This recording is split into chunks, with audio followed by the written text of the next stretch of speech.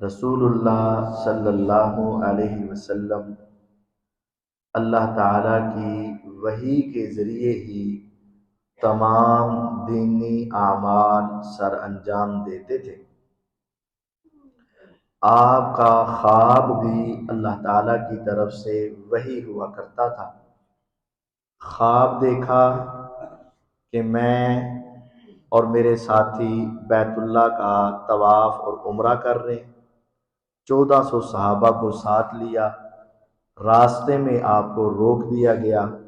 حدیبیہ مقام پر آپ ٹھہر گئے اور اس وقت آپ کی مشرکین کے ساتھ مذاکرات جاری ہوئے۔ ان کے افراد آئے، بات نہ بنی۔ آپ نے اپنے سفیر عثمان رضی اللہ تعالیٰ عنہ کو بھیجا۔ انہوں نے ان کو پہلے تو عمرہ کرنے کی اجازت دی کہ تم اکیلے عمرہ کر لو۔ انہوں نے انکار کر دیا۔ پھر انہوں نے عثمان رضی اللہ عنہ کو قید کیا اور شہادت کی افواہ اڑا دی۔ رسول اللہ صلی اللہ علیہ وسلم نے باوجود اس کے کہ کوئی سر و سامان نہیں، تیاری نہیں، احرام بند ہے، مکھی اور مچھر تک کو مارنا حرام ہے، لیکن عثمان رضی اللہ عنہ کے بدلے کے لیے صحابہ سے بیعت لے لی۔ 1400 صحابہ نے آپ کے ہاتھ پر بیعت کی کہ یا تو بدلہ ملے گا یا ہم شہید ہو جائیں گے۔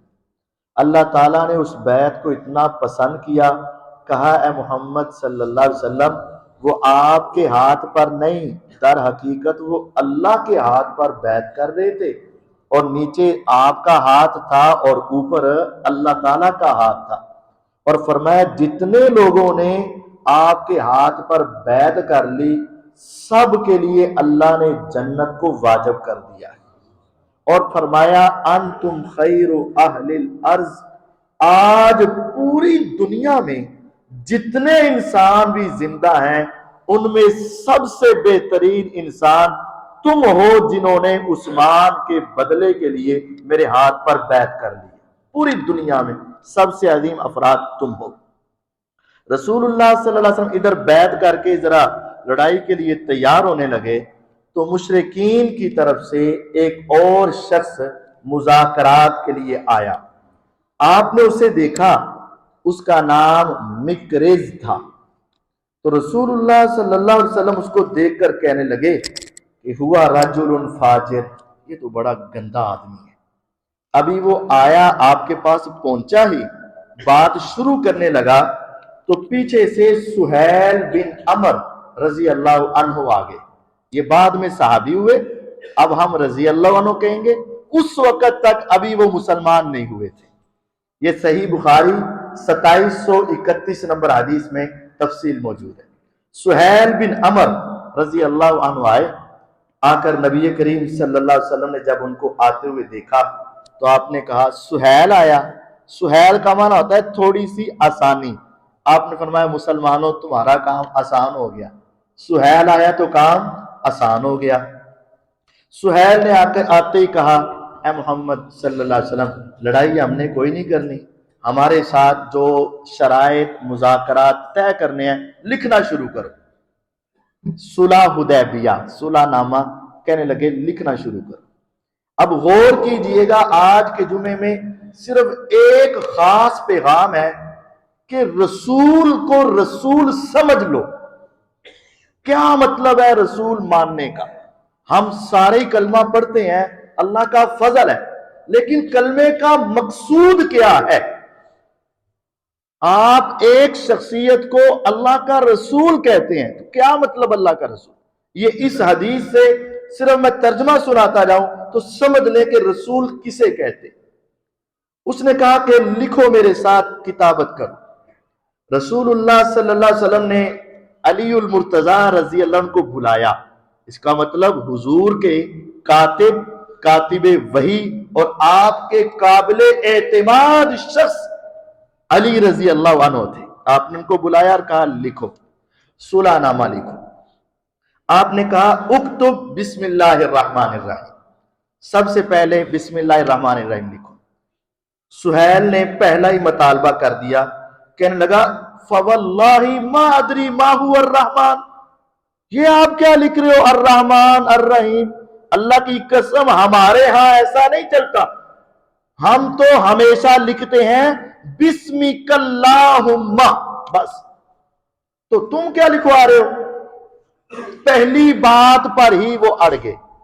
آپ نے فرمایا وہ اللہ رحمان بھی ہے رحیم بھی ہے، لیکن چل اے علی رضی اللہ عنہ تم بسمک اللہم لکھ دو، ہمیں کیا فرق پڑتا ہے، اللہ کا نام تو آ گیا۔ آپ نے پہلی بات ان کی مان لی۔ پھر آپ نے کہا کہ لکھو ھذا ما قاض علیہ محمد الرسول اللہ صلی اللہ علیہ وسلم، یہ فیصلہ طے ہو رہا ہے محمد الرسول اللہ صلی اللہ علیہ وسلم اور مکے کے قریش کے افراد کے درمیان۔ سہیل کہنے لگا واللہ لو نعلم انک رسول اللہ صلی اللہ علیہ وسلم ما صددناک عن البیت، اللہ کی قسم اگر ہم آپ کو اللہ کا رسول سمجھ لیں اور مان لیں تو پھر ہم آپ کو جھگڑا کیوں کر رہے ہیں آپ سے، پھر ہم آپ کو بیت اللہ سے کیوں روک رہے ہیں؟ ہمارے ہاں آپ اللہ کے رسول نہیں ہو، اس وجہ سے آپ رسول اللہ کا لفظ نہیں لکھو گے۔ اب اس کا دوسرا مطالبہ آ گیا۔ رسول اللہ صلی اللہ علیہ وسلم کہنے لگے واللہ انی لرسول اللہ، اللہ کی قسم اٹھا کے کہتا ہوں میں اللہ کا رسول ہوں۔ وَإِن كَذَّبْتُمُونِي، اگرچہ تم نہیں مانتے نہ مانو، لیکن میں تو اللہ کا رسول ہوں، میں تو لکھوں گا۔ اس نے کہا نہیں، اکتب محمد بن عبداللہ، تم لکھو کہ محمد بن عبداللہ صلی اللہ علیہ وسلم کی طرف سے یہ پیغام ہے۔ اب اگر کسی وکیل کو کہا جائے کہ تو اپنے نام کے ساتھ وکیل نہ لکھ، کہے گا تم مان یا نہ مان میں تو ہوں نا، میں لکھوں گا۔ کسی ڈاکٹر کو کہا جائے میں نہیں مانتا، کہے گا تو نہ مان میں تو لکھوں گا۔ لیکن آپ نے اس کا یہ دوسرا مطالبہ بھی تسلیم کر دیا۔ دوسری بات بھی اس نے کہا جی بسمک اللہم لکھو، بسم اللہ الرحمن الرحیم نہیں۔ آپ نے فرمایا ٹھیک ہے۔ اس نے کہا جی ہم رسول اللہ کو مانتے ہی نہیں، اگر مان لے تو جھگڑا کیا ہمارا آپ کا، اور ہم آپ سے لڑائی کیوں کریں؟ آپ نے کہا میں ہوں تو، لیکن اگر تم نہیں مانتے تو اے علی رضی اللہ عنہ چلو تم رسول اللہ پر لائن لگا دو اور محمد بن عبداللہ لکھ دو۔ اب حکم کس کا تھا؟ رسول اللہ صلی اللہ علیہ وسلم کا۔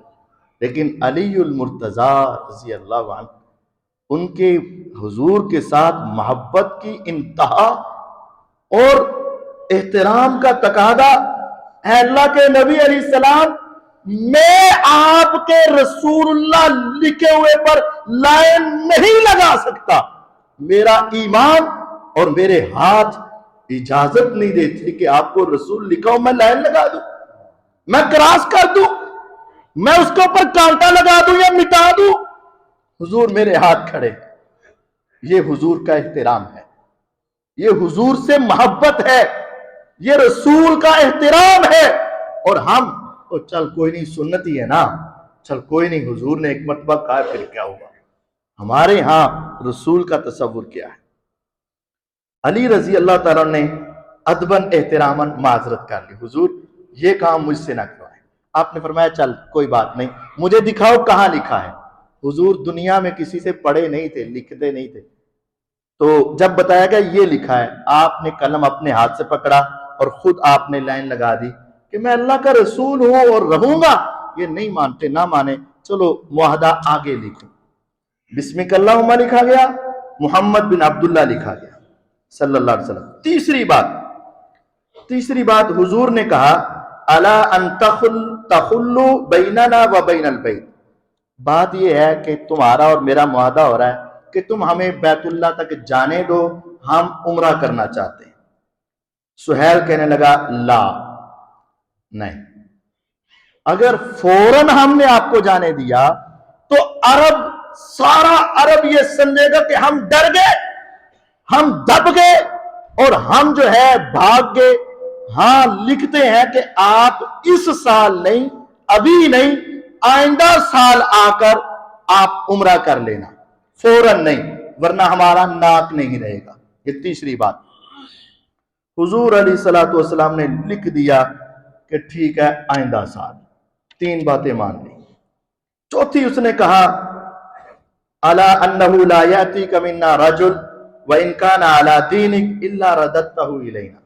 चौथी शर्त हमारी ये है, अगर मक्के से कोई मुसलमान भाग कर मदीने में चला गया तो तुम्हारी जिम्मेदारी होगी कि उसको वापस मक्के भेजो। और अगर तुम्हारा भाग कर या किसी वजह से किसी काम की गरज ही मक्के में आ गया तो हम पकड़कर कैद कर लेंगे, हम उसको वापस नहीं करेंगे। अब ये जाहिरी तौर पर इंसाफ नहीं है। एक मुसलमान मक्के से जाए मदीने, तुम करो वापस, और कोई मुसलमान मदीने से किसी काम की गरज भी मक्के चला गया तो हम उसको अपना गुलाम और कैदी बना लेंगे, वापस नहीं करेंगे। ये चौथी बात थी, ये भी जाहिरी तौर पर समझ आने वाली नहीं।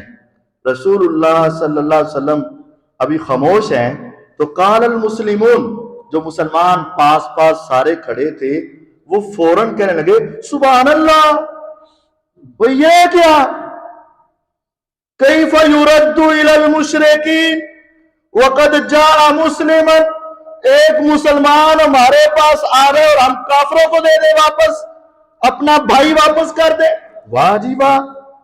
फबैनमा हुम कज़ालिक, अभी ये गुफ्तगू चल ही रही है, वो लिखवा रहे हैं, अभी मुसलमानों ने लिखा नहीं है, तो इसी सुहेल जो गुफ्तगू कर रहा है और लिखवा रहा है, इसका अपना बेटा इस दखल अबू जंदल इब्न सुहैल इब्न अमर यरसुफु फी कुयूदी, बेड़ियों में जकड़ा हुआ था, अबू जंदल उसका नाम था, हथकड़ियां लगी हुई थी और वो बड़ी मुश्किल से छोटे छोटे कदम रख रख के उसी पैगंबर अलैहिस्सलाम के पास आकर गिर गया। सुहैल का बेटा जो मुसलमान हो चुका था, बाप ने उसको बेड़ियां पहनाई हुई थी, वो किसी तरीके से उसको पता चला कि मुसलमान आए हैं, तो वहां से निकला घर से और मुसलमानों के पास आ गया। हत्ता रमा बिनफ्सिही बैन अज़हुरिल मुस्लिमीन, आकर गिर गया मुसलमानों के साथ बेटा सुहैल का।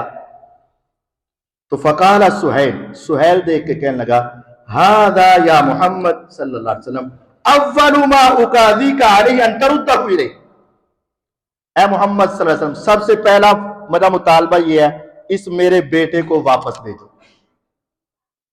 नबी करीम सल्लल्लाहु अलैहि वसल्लम रऊफुर रहीम थे, मुसलमान आया है, आपने उसे कहा यार अभी तो मुआदा पूरा तय ही नहीं हुआ, इसको आने दो, चल आगे के लिए लिख लो, आगे के लिए लिख लो, इसको आने दो, अभी तो लिखा ही नहीं गया ना। उसने कहा अगर नहीं तो लम उसालिह का अलैहि शै, हमारी तुम्हारी सुलह खत्म। रसूलुल्लाह सल्लल्लाहु अलैहि वसल्लम कहते हैं चल तू मेरे ऊपर एक एहसान करते हुए इस सहाबी को मेरे पास रहने दे, फाजिज होली, मेरे ऊपर एहसान कर दे, इसको छोड़ दे, आइंदा के लिए लिख ले। कहने लगा मा आना बिमुजीज़िही लक, नहीं मैंने आप पर एहसान नहीं करना, बस इसको वापस करें, दूसरी कोई बात नहीं। मेरे पैगंबर अलैहिस्सलाम ने फिर उसका तरला किया, बला फफल, चल यार छोड़ दे बात को, एक मेरी बात मान ले और आइंदा के लिए कोई मुसलमान आएगा तो वापस भेज देंगे। उसने कहा नहीं, मा आना बेफाइल, मैं ऐसा नहीं करूंगा।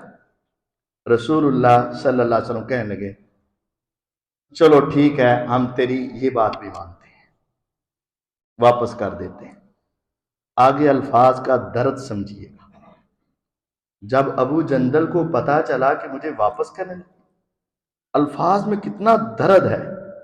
अबू जंदल ने अपना निगाह उठाई, कहने लगे आई माशरल मुस्लिमीन उरद्दु इलल मुशरिकीन, है मुसलमानों के इतने बड़े ग्रोह, क्या मैं अब मुशरकों के हाथों वापस कर दिया जाऊंगा। वक़द जीतु मुस्लिमन, मैं मुसलमान होकर आया हूं। अला तरौना मा कद लकीत, क्या तुम्हें मेरी कैफियत नजर नहीं आ रही, क्या मेरे ऊपर होता हुआ जुल्म तुम्हें नजर नहीं आ रहा। वक़द उज़्ज़िबा अज़ाबन शदीदन फिल्लाह, साहबी कहते हैं हम देख रहे थे कि उसके जिस्म पर اللہ کی خاطر بڑی سخت سزاؤں کے نشانات نظر آ رہے تھے. اللہ کی خاطر اس کو بڑی تکلیفوں کا سامنا کرنا. آج مسلمانوں کی بیٹیاں عافیہ صدیقی اور دوسرے مسلمان کافروں کی قید میں ہیں، صرف ڈالروں کے عوض، صرف پیسے کے عوض، صرف اپنی سرداری کے عوض، صرف اپنی وزارت کے عوض. مسلمانوں کا کتنا ظلم ہوا ہے. اور اس صحابی کی کیفیت دیکھ کر نا عمر ابن خطاب رضی اللہ عنہ اب اپنے جذبات پہ قابو نہ رکھ سکے. پہلے حضور کی ہر بات سن کر برداشت کر رہے تھے، جیسے میرے نبی کہتے ہیں ٹھیک ہے، لیکن جب ان کا یہ جملہ میں کافروں کے پاس جاؤں گا کہ میری کیفیت نہیں دیکھ رہے، اب مجھے مسلمان ہونے کے باوجود تم چھوڑ جاؤ گے، عمر ابن خطاب رضی اللہ عنہ اپنے آپ پر قابو نہ پا سکے. بس وہ کہتے ہیں فاتیت نبی اللہ صلی اللہ علیہ وسلم، میں پیغمبر علیہ السلام کے پاس آیا اور میں نے کہا الست نبی اللہ حقا، اے اللہ کے نبی علیہ السلام آپ سچے نبی نہیں ہیں. پہلا سوال، آپ اللہ کے سچے نبی نہیں ہیں؟ حضور کا بڑے تحمل سے جواب، بلا کیوں نہیں، سچا نبی. دوسرا سوال، السنا علی الحق وعدونا علی الباطل، ہم حق پر نہیں ہیں اور ہمارے دشمن باطل پر نہیں ہیں. آپ نے فرمایا بلا کیوں نہیں. تیسرا سوال، عمر رضی اللہ عنہ کے جذبات، فَلِمَ نُؤْتِي الدَّنِيَّةَ فِي دِينِنَا إِذًا، پھر حضور جب ہم حق پر مر جائیں تو جنت میں شہادت کا درجہ، اور وہ ہمارے دشمن باطل پر مر جائیں تو جہنم میں. آپ اللہ کے سچے نبی، پھر ہم اتنا لف کیوں رہے ہیں، اتنا نیچے کیوں لگ رہے ہیں، ان کی ہر بات کیوں مان رہے ہیں، آپ ان کے سامنے کیوں اتنا نرم رویہ رکھ رہے ہیں، ہر بات آپ ان کی مان رہے ہیں. میرے پیغمبر علیہ السلام نے ان کے سارے سوالوں کا جو جواب دیا، وہاں سے رسول سمجھنے کا مفہوم تمہیں یاد ہو جائے گا. آپ نے اپنی باتوں کی لوجک نہیں سمجھائی، اپنی باتوں کے فوائد نہیں سمجھائے، یہ شرط ہے، اس کے پیچھے یہ بات ہے، یہ بات ماننی ہے، اس کے پیچھے یہ فائدہ ہے، یہ ہے، اس کے پیچھے یہ سائنس ہے، یہ راکٹ سائنس، یہ فلاں، یہ کچھ نہیں. آپ نے ایک ہی بات کہی، اے عمر رضی اللہ عنہ، تیری ساری باتوں کا ایک جواب ہے، انی رسول اللہ، میں کون ہوں؟ میں اللہ کا رسول. وَلَسْتُ أَعْصِيهِ، میں اس کے حکم کی نافرمانی نہیں کر سکتا. میں نے جتنی باتیں مانی ہیں اپنی مرضی سے، میں نے ہر بات مانی ہے تو اللہ کی وحی کے ذریعے مانی. تمہیں سمجھ آئے نہ آئے، تیری عقل میں آئے نہ آئے، ظاہری طور پر درست ہو نہ ہو، بسم اللہ الرحمن الرحیم کو کاٹ کے بسمک اللہم کیوں لکھوایا؟ میرے اللہ نے کہا، میں نے مان لیا. محمد الرسول اللہ سے بجائے محمد بن عبداللہ کیوں لکھوایا؟ میرے اللہ نے کہہ دیا. میں نے یہ کیوں مان لیا کہ ہم اب واپس جائیں گے، آئندہ سال آئیں گے؟ میرے اللہ نے مجھے کہا. میں نے کیوں مان لیا کہ یہ بھی واپس چلا جائے؟ میرے اللہ نے کہا. عمر تیری غیرت اپنی جگہ پر، تیرے جذبات اپنی جگہ پر، تیرے معاملے اپنی جگہ پر، جب تم مجھے مان رہے ہو میں اللہ کا رسول ہوں تو پھر سمجھ جا میرے ہر قول، ہر فعل، ہر اشارے، میری خاموشی، ہر بات کو تم نے تسلیم کرنا ہوگا، اور رسول کے پیغام کے آگے اپنی عقل کو نہیں رکھنا ہوگا. یہ رسول ماننے کا مطلب ہے. ہمارے سامنے حدیث آتی ہے، قاری صاحب جی حدیث تو صحیح ہے لیکن سمجھ نہیں آ رہی. نہ آئے تمہیں سمجھ، یہ فیصلے کس کو سمجھ آ رہے تھے؟ یہ فیصلے کس کی عقل میں آ رہے تھے؟ کسی کی عقل میں نہیں آ رہے. حضور نے ان کی عقلوں میں داخل نہیں کیے، ایک ہی جواب دیا، خاموش، میں کون ہوں؟ اللہ کا رسول. بس تم مجھے اللہ کا رسول مانتے ہو، مان بس. وَلَسْتُ أَعْصِيهِ، میں اللہ کی کبھی نافرمانی نہیں کرتا. وَهُوَ نَاصِرِي، اور میرا رب ان باتوں میں بھی ہماری مدد کر کے دکھائے گا. ذرا چپ تو رہو. عمر رضی اللہ عنہ کے جذبات ذرا کافی تھے. حضور کے سامنے تو اس سے آگے ایک اور پھر سوال کر دیا، اولیس کنت تحدثنا ان صنعت البیت فنطوف به، حضور آپ نے کہا نہیں تھا مدینے میں کہ ہم بیت اللہ کے پاس جائیں گے اور ہم وہاں عمرہ کریں گے، طواف کریں گے؟ کہا نہیں تھا آپ نے؟ آپ نے کہا بالکل کہا تھا، لیکن یہ بتا میں نے کہا تھا کہ اس سال اور اس مہینے ہی کریں گے، یہ کہا تھا نا ہم بیت اللہ کا طواف کریں گے، عمرہ کریں گے، یہ کہا تھا نا، یہ کہا تھا کہ اس سال اور اس مہینے ہی کریں گے؟ کہتے ہیں میں نے کہا نہیں یہ تو نہیں آپ نے کہا، بس یہ کہا تھا طواف کریں گے۔ فرمایا پھر میں سچا ہوں، اللہ کی قسم تم طواف کرو گے اور یہاں آؤ گے، یہاں سے ہمیں کوئی روک نہیں سکے گا، لیکن صبر، ایک ذرا صبر، تھوڑی دیر۔ اب غور کیجیے گا حدیث صحیح بخاری کی 2731، عمر رضی اللہ عنہ کہتے ہیں میں یہاں سے نکلا اور سیدھا ابو بکر رضی اللہ عنہ کے پاس چلا گیا۔ جو سوال، جو ترتیب، جو جملے میں نے حضور سے کہے، وہی سوال، وہی ترتیب، وہی جملے جا کر ابو بکر رضی اللہ عنہ کے سامنے دہرا دیے۔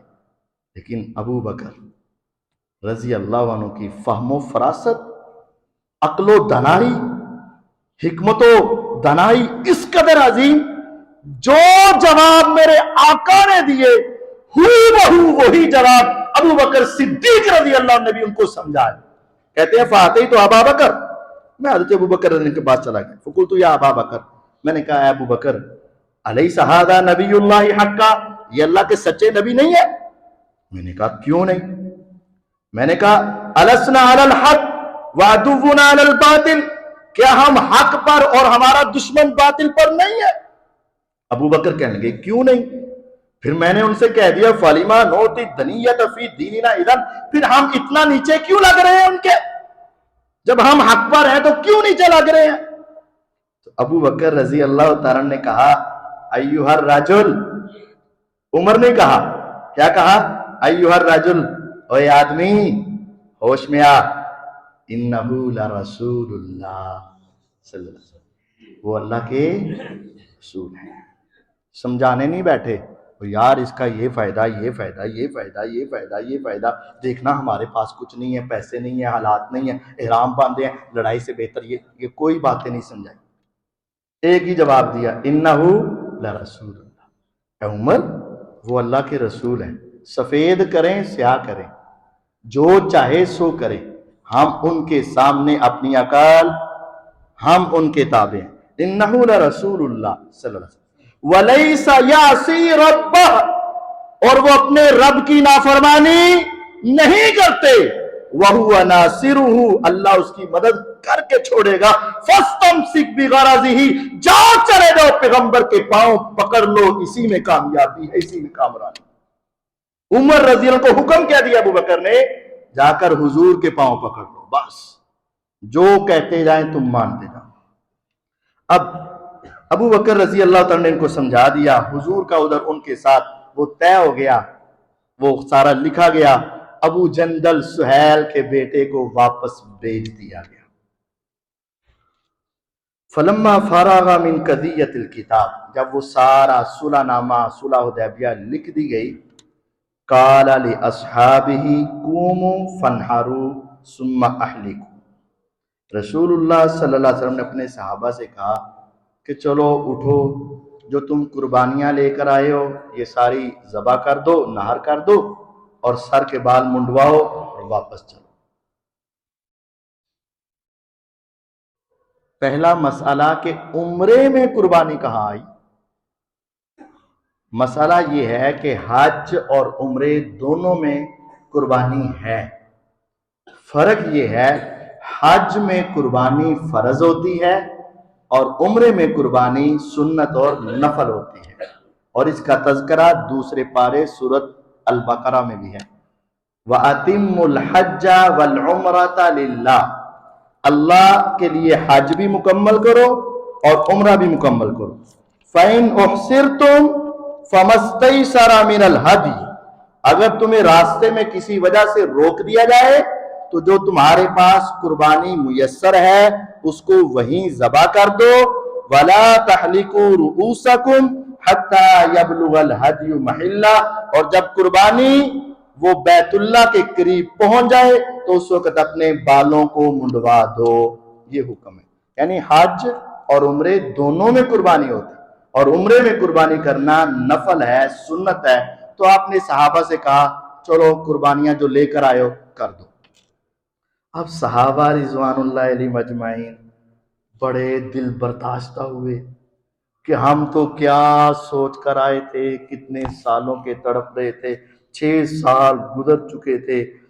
تو کہتے ہیں حضور علیہ الصلوۃ والسلام نے جب کہا نا فواللہ ما قام منہم رجل، سب کو سن کر ایسا سکتہ طاری ہو گیا۔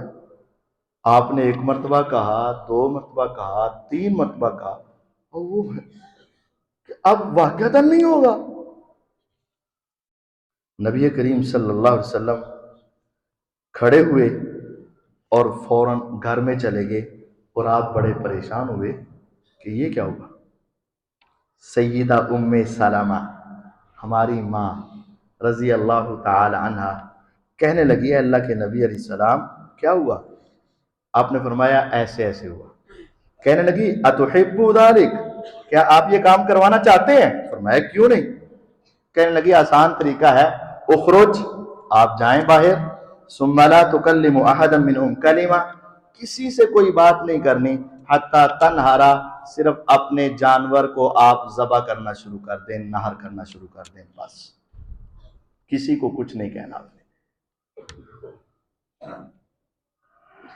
اور اپنے بال مونڈنے والے کو بلائیں اور اس کو بال منڈوانے شروع کر دیں، بس۔ فلما رأوا ذلک، میرے نبی علیہ السلام نے بیوی سے مشورہ بھی کیا، بیوی کی بات ماننی بھی چاہیے، اور حضور گھر گئے، بیوی نے مشورہ دیا، آپ باہر آئے، آپ نے یہ کام شروع کیا، جانور کو ذبح کیا، نہر کیا، اور اپنے بال منڈوانے والے کو بلایا اور کہا میرے بال مونڈ دے۔ جب صحابہ نے حضور کو یہ کام کرتے دیکھا،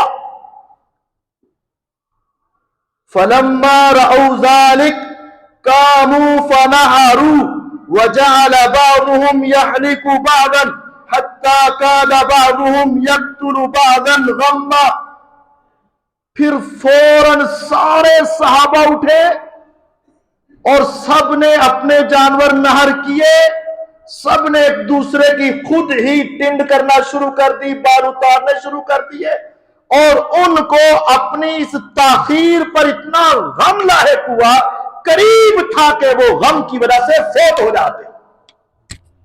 فوت ہو جاتے کہ ہم نے حضور کی بات ماننے میں دیر کر دی۔ حضور علیہ السلام نے جب عمل کیا تو فوراً سب نے عمل شروع کر دیا۔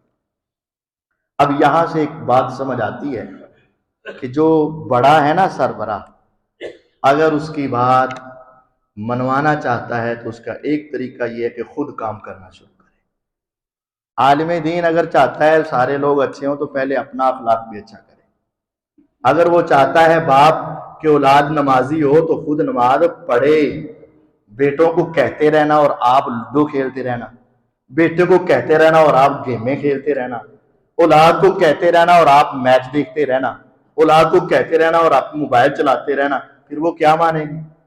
حضور علیہ الصلوۃ والسلام نے باہر نکل کر صرف عملی نمونہ دکھایا، صحابہ پھر فوراً اٹھے، سب نے نہر کیے، سب نے بال منڈوائے، ایک دوسرے کے مونڈنے لگے، کسی اسپیشل آدمی کا انتظار ہی نہیں کیا کہ وہ فلاں جو ہمارے بال اتارنے والے وہ اتاریں گے، باری باری نہیں، سب نے فوراً اتارے، اور ان کو غم لاحق ہوا کہ ہم نے حضور کی بات ماننے میں دیر کر دی، قریب تھا کہ اس غم کی وجہ سے فوت ہو جاتے۔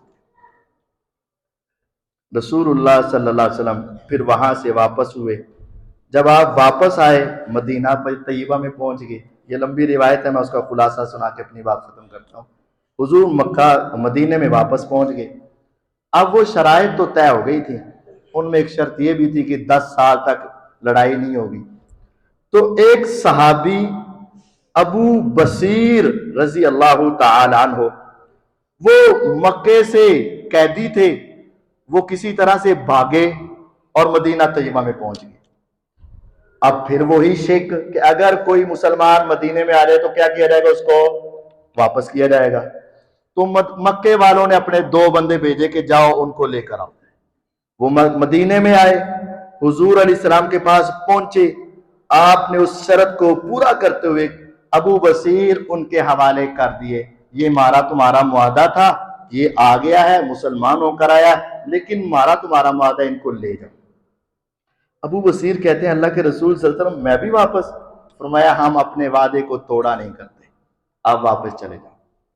ابو بصیر رضی اللہ تعالیٰ عنہ حضور کی بات مان کر نکل گئے۔ اب دیکھیں نا، ہمیں اگر کسی موقع پر تھوڑی سی سختی برداشت کرنی پڑے تو یہ کہنے کی فائدہ ہے نا نمازاں دا، بس ٹھیک ہے پھر میں ادنا تو اونجی چنگا سی نہیں۔ حضور کے سامنے آدمی کو واپس بھیجا گیا، آپ نے کہا چلے جاؤ۔ انہوں نے کہا حضور آپ کا حق ادا ہو گیا، جی میں نے تمہیں مدینے سے ان کے ساتھ بھیج دیا، میرا حق ادا، اب تو جان اور یہ جانے۔ کہتے ہیں ٹھیک ہے۔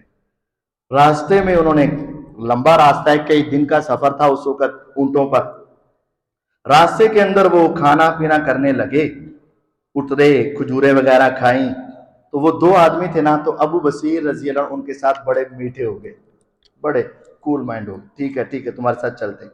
تو کہنے لگے یار انی لارا سیف کہا یا فلان جیدن، تیری تلوار تو یار کمال ہے، زندگی میں تو کبھی ایسی تلوار دیکھی نہیں۔ تو وہ ذرا پھول گیا، کہنے لگا ہاں فست اللہ الآخر، دوسرے نے نکال کے کہا اچھا یار واقعتاً یہ تو بڑی عمدہ تلوار ہے۔ تو جو مالک تھا نا تلوار کا کہنے لگا لقد جربت به ثم جربت انه لجید، میں نے اس کا بڑا تجربہ کیا ہے، پھر بڑا تجربہ کیا ہے، یار یہ بڑی کمال تلوار ہے۔ وہ آپس میں اب باتیں ہونے لگی۔ ابو بصیر رضی اللہ عنہ کہنے لگے ارنی آزاد، دکھانا یار ذرا کس چیز کی ہے، کیسی ہے؟ وہ اپنائیت دے دی، انہوں نے وہ تلوار ابو بصیر کو پکڑا دی رضی اللہ عنہ۔ فلما امکنہ، جب انہوں نے صحیح طرح پکڑ لی نہ تلوار، تو انہوں نے ایک آدمی کافر کی گردن اتار دی، حتی باردا، وہ تو فوراً ہی ٹھنڈا ہو گیا، وفر الآخر، اور دوسرے نے دوڑ لگا دی۔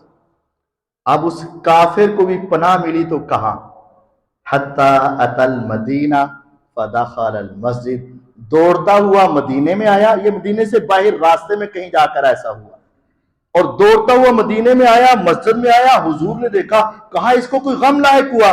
کہنے لگا اللہ کے رسول صلی اللہ علیہ وسلم قتل واللہ صاحبی، میرا ساتھی قتل ہو گیا، وانی لمقتول، اور مجھے بھی مارا جانے لگا ہے۔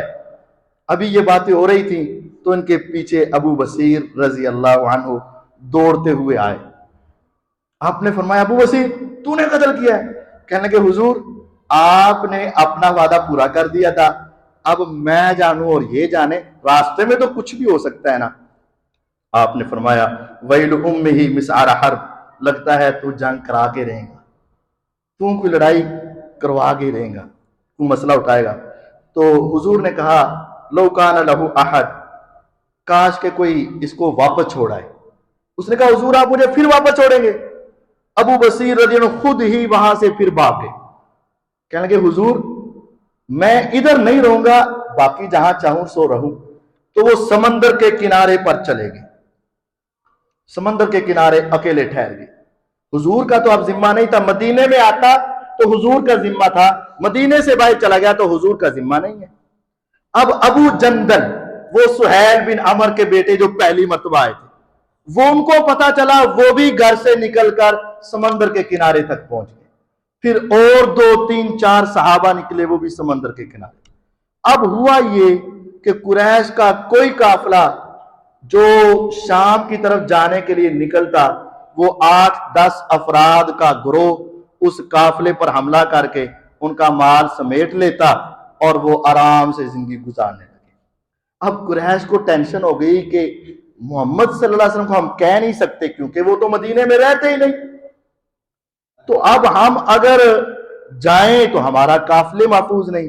انہوں نے خط لکھ کر بھیجا اے پیغمبر علیہ السلام سارا معاہدہ باقی ہے لیکن وہ شک ختم کر دیں، آپ کے پاس جتنے بندے آتے ہیں آپ رکھتے جائیں، ان کو سمندر کے کنارے نہ بھیجنا، ان کو سمندر کے کنارے نہ بھیج، جتنے جائیں آپ رکھ لیں، ہم آپ کے ساتھ ایسی بات نہیں کریں گے۔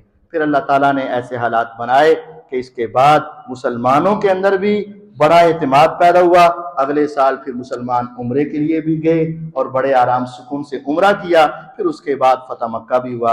تو یہ صلح حدیبیہ، اس سے یہ پیغام ہے کہ جو بات رسول اللہ صلی اللہ علیہ وسلم کہہ دیں، بس پیچھے سے تحقیق کرنی ہے کہ حضور کی ہے یا نہیں، بس یہ تحقیق ضروری ہے۔ بعض لوگ اپنی طرف سے کہتے ہیں نا حضور نے فرمایا، حضور نے فرمایا، ایسے نہیں، بس یہ تحقیق ضروری ہے کہ میرے نبی علیہ السلام نے کہا ہے یا نہیں، یہ تحقیق کر۔ جب کہہ دیا ہے نا، اللہ کی قسم، ساری دنیا کے تجربے، ساری دنیا کی عقلیں، ساری دنیا کے شعور، ساری دنیا کی باتیں ایک طرف ہوں اور ایک طرف محمد الرسول اللہ صلی اللہ علیہ وسلم کی بات ہو، تو ذہن میں یہ بٹھا لو، انہو لرسول اللہ، وہ اللہ کے رسول ہے، ولیس یعصی ربہ، وہ اپنے رب کی کبھی نافرمانی نہیں کرتے۔ جب بھی بولتے ہیں دین کے مسئلے میں اللہ کی وحی سے بولتے ہیں، وَهُوَ نَاصِرُهُ، اللہ اپنے پیغمبر کی مدد کر کے چھوڑتے ہیں۔ ہم نے جب کلمہ پڑھ لیا، اشہد اللہ الہ الا اللہ، میں گواہی دیتا ہوں، میں قسم اٹھاتا ہوں، گواہی کا معنی قسم اٹھاتا ہوں کہ اللہ کے سوا معبود برحق کوئی نہیں، واشہد ان محمد الرسول اللہ صلی اللہ علیہ وسلم، میں قسم اٹھا کے کہتا ہوں کہ محمد صلی اللہ علیہ وسلم اللہ کے رسول ہے۔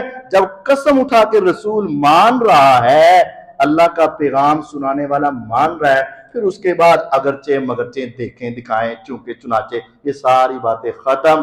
جو کہہ دیا سو کہہ دیا، جو کہا سو حق کہا، جو کہا سو سچ کہا، اس کے آگے ساری باتیں ختم۔